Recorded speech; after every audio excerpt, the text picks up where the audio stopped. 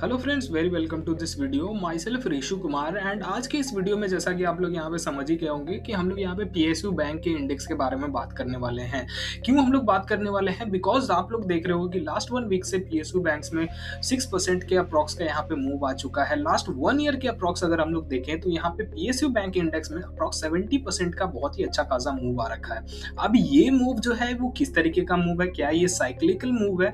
क्या ये एक ट्रांजिशनल मूव है? क्या सेक्टर के अंदर एक बहुत बड़ा ट्रांजिशन चल रहा है? कुछ एक फंडामेंटल चेंजेस चल रहे हैं? इन सभी चीजों को हम लोग थोड़ा सा अंडरस्टैंड करते हैं सो दैट हम लोग इस सेक्टर के अंदर एक अंडरस्टैंडिंग कर पाए क्या ऐसे ऐसे फंडामेंटल्स हैं की केपीआईज हैं जो कि इसको इस सेक्टर के अंदर हमें ट्रैक करने चाहिए so that time to time basis पे हम लोग सही टाइम पे इस बैंक के अंदर टर्न अराउंड को आइडेंटिफाई कर सकते हैं। चलो हम लोग यहाँ पे वीडियो में आगे सो यहाँ पे पीएसयू का मतलब हो गया पब्लिक सेक्टर अंडरटेकिंग। अब पब्लिक सेक्टर अंडरटेकिंग के अंदर में इसका मीनिंग क्या हुआ? इसका मीनिंग ये है कि जो गवर्नमेंट ऑफ इंडिया का जो इसके अंदर स्टेक है इट इज मोर देन 50%, यानी कि कंट्रोलेबल स्टेक कंपनी के अंदर जिस भी बैंक्स के अंदर रहता है मोर देन 50% उस सेक्टर के, मतलब वो उस बैंक को हम लोग पब्लिक सेक्टर अंडरटेकिंग बैंक कहते हैं। अब ये जो है ये 12 मेजर पीएसयू बैंक्स है जिसमें से 27 थे, तो इन सब मर्जर हो होकर अभी 12 मेजर पीएसयू बैंक्स ये सब हैं।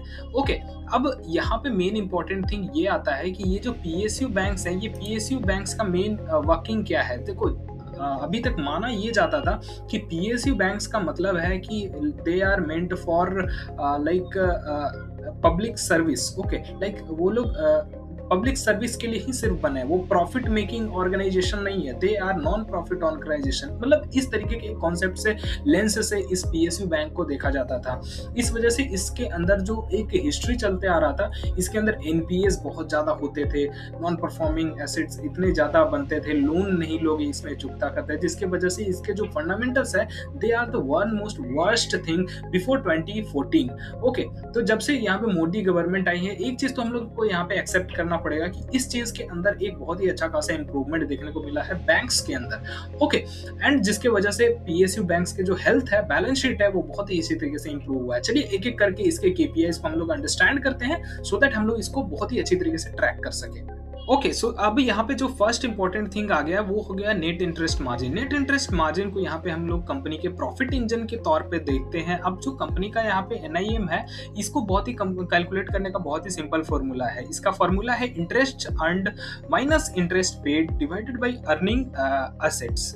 ओके, सो अब इसका जो है ना एक बहुत ही सिंपल सा यहाँ पे मीनिंग रहता है कि हायर एनआईएम यानी कि नेट इंटरेस्ट मार्जिन ये शो करता है कंपनी के बेटर प्रॉफिटेबिलिटी को। अब एनआईएम कब बढ़ता है? जब कंपनी का यहाँ पे क्रेडिट जो डिमांड है वो स्ट्रांग होता है और डिपॉजिट कॉस्ट जो है वो स्टेबल होता है।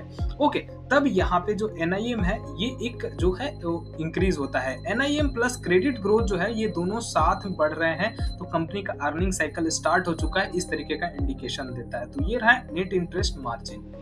So second most important thing company का यहाँ पे पीएसयू बैंक्स के अंदर रेशियो रहता है वो है कासा रेशियो। अब कासा रेशियो क्या होता है? बहुत ही सिंपल है। Kasa ratio it means current account plus saving account का जो डिपॉजिट जो रहता है इसको कासा रेशियो कहते हैं। अब कासा रेशियो देखो जितना ज्यादा रहता है उतना ज्यादा कंपनी को चीप फंड्स मिलते हैं, तो एक तरीके से ये कासा रेशियो जितना ज्यादा रहेगा वो पीएसयू बैंक्स के लिए उतना ही ज्यादा एक पॉजिटिव इम्पैक्ट देगा। अब पीएसयू बैंक्स को यहाँ पे फंड उठाने के लिए देखो दो तीन मीडियम रहते हैं। एक तो वो आरबीआई से फंड लेगा, एक तो जो वो लोग यहाँ पे लोग यहाँ वहाँ पे फिक्स डिपॉजिट कर रखे उससे फंड लेगा, एक फ्री का फंड उनके पास आता है जिसको हम लोग यहाँ पे कहते हैं करंट अकाउंट, और सेविंग अकाउंट का जो उनके पास डिपॉजिट्स आते हैं। सो उन डिपॉजिट्स के तौर पे अगर उन डिपॉजिट्स बहुत ज्यादा बढ़ने लगे बैंक्स के अंदर तो वो एक बहुत ही ज्यादा चीप मनी कंपनी को मिलती है, यानी कि बैंक्स को मिलती है, एंड जो कि एक बहुत ही पॉजिटिव चीज रहता है। अब पीएसयू बैंक के केस में अगर हम लोग यहाँ पे देखें तो इनका बहुत ही ज्यादा लार्ज नेटवर्क है and through out the world India बहुत ही ज्यादा पेनिट्रेटेड है विलेज एरिया तक में। ओके, अब पीएसयू बैंक और प्राइवेट बैंक में यहाँ भी एक बहुत बड़ा डिफरेंस आता है कि प्राइवेट बैंक जो है जहाँ पे फोकस करते हैं अर्बनाइजेशन अर्बन एरियाज को, वहीं पीएसयू बैंक्स अगर हम लोग देखें प्राइवेट बैंक अर्बन एरियाज को फोकस करते हैं एंड पीएसयू बैंक जो है urban plus village and remote, इन सभी एरियाज को यहाँ पे फोकस करते हैं, जिससे इनके अंदर जो एक कासा रेशियो है वो बहुत ही ज़्यादा इंक्रीज होकर के कुछ पिछले कुछ समय में आ रहा है। एंड जो ये गवर्नमेंट जो यहाँ पे स्कीम्स ला रही है, लाइक बैंक अकाउंट हर एक लोगों को यहाँ पे ओपन करने का, इन सब स्कीम की वजह से बैंक्स के यहाँ पे जो कासा रेशियो है पीएसयू बैंक से वो एक बहुत ही ज़्यादा इंक्रीज हो रहा है, जो कि एक अगेन एक प्रॉब्लम, एक बहुत ही ज़्यादा यहाँ पे पॉजिटिव इंक्लिनेशन दे रहा है, इंडिकेशन दे रहा है पीएसयू बैंक्स के फंडामेंटल्स के अंदर। ओके, स्टेबल कासा रेशियो ज्यादा इंपॉर्टेंट है, ज्यादा वॉलेटाइल नहीं होना चाहिए। So this is the most important thing to note into this CASA ratio. Okay, अब यहाँ पे हम लोग बात करते हैं एनपीए के बारे में। एनपीए यानी कि non performing assets. And non performing assets, इसको हम लोग ग्रॉस एनपीए और नेट एनपीए के अलग अलग यहाँ पे सिनेरियोज में देखते हैं। इसको सिंपली वे में अगर हम लोग कहें तो बैलेंस शीट हेल्थ को यहाँ पे डिनोट करने का काम करता है ग्रॉस एनपीए और नेट एनपीए। अब यहाँ पे मैं अगर आपको ग्रॉस एनपीए बताऊं तो ये बताता है कंपनी का टोटल स्ट्रेस। ओके, स्ट्रेस यानी कि स्ट्रेस टेस्टर इसको कहा जाता है एनपीएस को। ये बैलेंस शीट के अंदर शो करता है कितने कंपनी यहाँ पे हेल्दी है, कंपनी का बैलेंस शीट कितना अच्छा है, ये इस चीज को ये डिनोट करता है। अब यहाँ पे जो नेट एनपीए है, नेट एनपीए बहुत ही सिंपल है, ग्रॉस एनपीए में से जो प्रोविजंस है, प्रोविजंस को सब्ट्रैक्ट कर दे तो आपका नेट एनपीए आता है। ये कंपनी के एक्चुअल रिस्क को कंपनी के अंदर बैंक्स के अंदर बताता है। प्रोविजंस किसको कहते हैं? जो कि कंपनी के अंदर बैंक्स अपने अलग से फंड रखते हैं so that they can tackle the abnormal scenarios in the economy. Okay, किसी लाइक बहुत बड़ा डिफॉल्ट हो गया, उस तरीके की चीजों को टैकल करने के लिए प्रोविजंस रखा जाता है, उसको सब्ट्रैक्ट कर दें ग्रॉस एनपीए में से यहाँ पे, तो उसको हम लोग कहते हैं यहाँ पे नेट एनपीए। तो net NPA is the actual risk parameter which we track.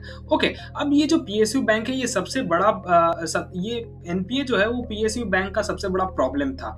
Okay, कैसे? अब हिस्टोरिकली अगर आप लोग यहाँ पे देखोगे तो जितने भी यहाँ पे पंजाब नेशनल बैंक हो गए, यहाँ पे आप छोटे मोटे जितने भी बैंक जो कि मर्ज हुआ, जो कि बहुत सारे छोटे छोटे बैंक थे, Punjab and Sind bank, okay, जैसे कि, या फिर आप और भी बैंक थे, एसबीआई भी आप ले लो यहाँ पे, ओके, यूको बैंक है, जेएनके बैंक है, यूको बैंक है। तो ये सब बैंक क्या है? ये सब एनपीए यानी कि डिफॉल्टर्स बहुत ज्यादा इन बैंक्स में हुआ करते थे। ओके, अब यहाँ पे रिसेंट टाइम्स में क्या इंप्रूवमेंट देखने को मिल रहा है कि जो जीएनपीए है यानी कि ग्रॉस एनपीए है, ये बहुत ही डिक्लाइन हो रहा है, एक डिक्लाइनिंग ट्रेजेक्टरी में देखने को मिल रहा है।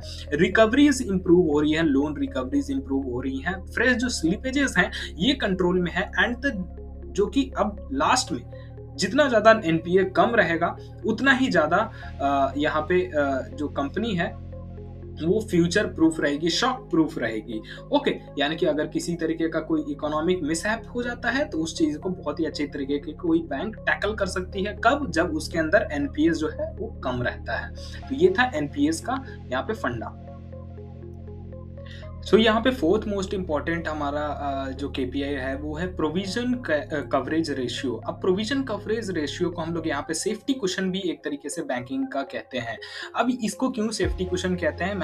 लास्ट है ना, लास्ट केपीआई यानी कि ग्रॉस एनपीए और नेट एनपीए के अंदर बताया था कि नेट एनपीए यानी कि ग्रॉस एनपीए में से अगर हम लोग प्रोविजंस को एडजस्ट कर देते हैं तो हमारा नेट एनपीए आता है, एंड वो नेट एनपीए जो है वो हमारा मतलब एक एक्चुअल रिस्क को रिप्रेजेंट करता है। एंड मैंने आपको बताया था कि प्रोविजंस का मतलब रहता है कुछ एक एक्स्ट्रा फंड जो कि कंपनी रखती है अपने लाइक कंपनी में मिसहैप्स को टेक ऑन करने के लिए। ओके, सो अब ये पीसीआर जो है, ये पीसीआर बताता है बैंक में लाइक बैड लोन्स के लिए रहता है। लाइक देखो बैंक्स कितने बैड लोन्स के लिए प्रिपरेशन कर रखी है। लाइक बैड लोन अगर किसी इन फ्यूचर कोई एक बड़ा डिफॉल्ट कर जाए, विजय माल्या, नीरव मोदी जैसा, तो बैंक्स कितना प्रिपेयर्ड है for that default so that balance sheet उनका खराब ना हो। ओके, सो अब ये जो पीसीआर बताता है बैंक ने अपने बैड लोन्स के लिए कितनी तैयारी ऑलरेडी कर रखी है। ठीक है, अब हाईएस्ट पीसीआर का मतलब है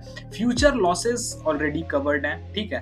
अर्निंग्स ज़्यादा प्रेडिक्टेबल रहते हैं। अगर फ्यूचर लॉसेस हमारे प्रेडिक्टेबल और कवर्ड रहेंगे तो फिर अर्निंग्स हमारे प्रेडिक्टेबल रहेंगे। अर्निंग्स प्रेडिक्टेबल रहेंगे तो पीएसयू बैंक्स के जो बैलेंस शीट है वो स्टेबल रहेगा, एंड स्टेबल रहेगा तो ऑब्वियस सी बात है कंपनी जो है वो बैंक्स जो है वो बहुत ही अच्छी तरीके से यहाँ पे ग्रो फेज में हम लोग को देखने को मिलेगी। ओके, अब पीएसयू बैंक में राइजिंग पीसीआर का मतलब है बैलेंस शीट क्लीन हो रहा है, यानी एंड फिफ्थ मोस्ट इंपॉर्टेंट यहाँ पे है हमारा केपीआई, वो है क्रेडिट ग्रोथ। क्रेडिट ग्रोथ यहाँ पे शो करता है ग्रोथ ट्रिगर कंपनी के अंदर, बैंक के अंदर। ओके, अब क्रेडिट ग्रोथ का मतलब होता है जो लोन बुक है कंपनी का वो वाई बेसिस पे ग्रो हो रहा है। अगर क्रेडिट ग्रोथ ग्रो हो रहा है इट मींस ये डिनोट करता है कि कंपनी का जो वाई लोन बुक है वो इंप्रूव हो रहा है। अब पीएसयू बैंक रैली जो अभी कर रहा है वो उसका मेन ट्रिगर यही अभी हो रहा है, ठीक है, कि उसका जो अभी यहाँ पे क्रेडिट ग्रोथ है वो एक इंप्रूव हो रहा है, ठीक है। अब हेल्दी जोन जो क्रेडिट ग्रोथ का है वो 12 से 16% का यहाँ पे अज्यूम किया जाता है। एंड जो ये अभी रिसेंटली जो पीएसयू बैंक में ये जो ग्रोथ आ रही है, ये जो क्रेडिट ग्रोथ आ रही है, ये किस रीजन से आ रही है? There are multiple reasons behind this, and most important reason is the corporate capex growth. Okay, जो कि गवर्नमेंट यहाँ पे कॉर्पोरेट्स यहाँ पे कैपेक्स ग्रोथ कर रही है, उसके वजह से कंपनी का क्रेडिट ग्रोथ हो रहा है, लोन बुक बढ़ रहा है, एंड इंटरेस्ट स्पेंडिंग से यहाँ पे क्रेडिट ग्रोथ बढ़ रहा है। रिटेल और एमएसएमई जो लोन्स यहाँ पे जो गवर्नमेंट यहाँ पे प्रोवाइड कर रही है उससे भी क्रेडिट ग्रोथ इंप्रूव होने का यहाँ पे इंडिकेशन मिल रहा है। एंड ये जो क्रेडिट ग्रोथ और ये जो प्लस में स्टेबल एनपीए, जब इन दो चीजों को अगर हम लोग कंबाइन कर देते हैं तो बैंकिंग्स के अंदर एक बुल साइकिल का कंफर्मेशन शो करता है। क्या? Credit growth plus stable NPA. अगर ये दो चीज बैंकिंग के अंदर है तो वो एक बैंक्स को एक बुल साइकिल के अंदर पुश करते हैं। And last but not the least हमारा आरओए एंड आरओई। अब ये जो हमारा यहाँ पे केपीआई है ये फाइनल स्कोर कार्ड कंपनी का यहाँ पे हम लोग शो करेंगे, इससे एनालाइज करेंगे। क्या है? जैसे कि आरओई यहाँ पे कंपनी का शो करता है कि बैंक्स एसेट से कितना कमा रही है, लाइक बैंक के पास जो भी एसेट्स हैं, कोलैटरल्स हैं, उस एसेट से कितना कमा रही है। अब यहाँ पे जो है आरओई का मतलब होता है यहाँ पे कि बैंक शेयर होल्डर्स के कैपिटल से कितना अर्न कर रही है। अब पीएसयू बैंक के लिए जो आरओए है, अगर आरओए 1% से ऊपर जाने लगा, ओके, तो ये एक बिग पॉजिटिव थिंग होता है पीएसयू बैंक के यहाँ पे हम लोग देखें तो। अगर आरओई का जो है, अगर आरओई एक्सपेंशन होता है तो बैंक्स के अंदर यानी कि शेयर होल्डर के कैपिटल पे कंपनी अगर ज्यादा अर्न कर रही है तो ये कंपनी के वैल्यूएशन री रेटिंग को शो करता है। ओके, अगर यहाँ पे कंपनी ज्यादा अर्न करने लगी तो कंपनी का वैल्यूएशन बढ़ेगा एंड री रेटिंग होगा कंपनी का। तो ये चीज एक बहुत ही इंपॉर्टेंट चीज है जो आप लोग को हर टाइम पे इसको नोट करते रहना चाहिए, ROA and. Okay, so quick PSU bank का अगर केपीआई चेकलिस्ट अगर हम लोग यहाँ पे देखें तो अगर पीएसयू बैंक्स के अंदर यहाँ पे क्रेडिट ग्रोथ सबसे पहले जो यहाँ पे पीसीआर जो है, प्रोविजनल कवरेज रेशियो जो है, अगर ये इंप्रूव होते हुए रहना चाहिए। ये तीन मेन इंपॉर्टेंट चीज है। पीसीआर इंप्रूव होते रहना चाहिए इन improving trajectory, and gross NPA and net NPA जो है वो डिक्लाइनिंग ट्रेजेक्ट्री में रहना चाहिए, एंड क्रेडिट ग्रोथ जो is more than 12% और inclined toward 12%, तो ये एक improving trajectory को दिखाता है। देन हमारा NIM स्टेबल रहना चाहिए फोर्थ नंबर पे। NIM यानी कि net interest margin should be in stable,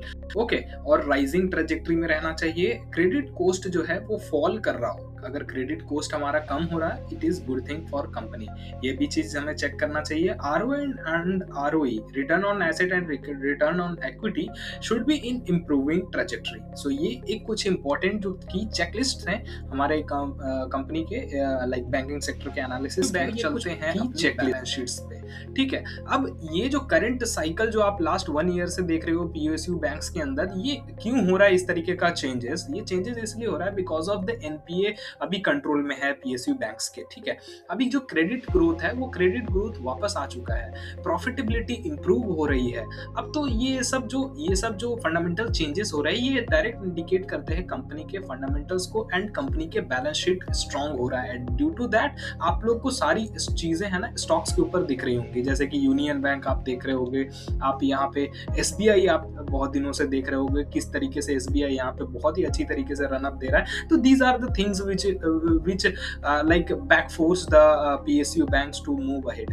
Okay, so these are the rising factors which we discussed in this video. Hope so कि आप लोग को सारी चीजें समझ में आई होंगी। अब आप लोग अपना एक कमेंट सेक्शन में जरूर अपना ओपिनियन देना कि आपको क्या लगता है कि अभी PSU बैंक कब तक ये इस तरीके से अपना अपवर्ड ट्रेजेक्टरी में रहेगा। प्लीज अपना ओपिनियन एक बार जरूर शेयर करना एंड मैं इस आप लोग के कमेंट का जरूर आंसर करूंगा and make sure to subscribe to our channel and share our video if you like the our comment content. Okay, so thank you very much for watching this video. मिलते हैं हम लोग किसी और video में किसी और एक सेक्टर के यहाँ पे डीबग करते हुए। Thank you very much for watching.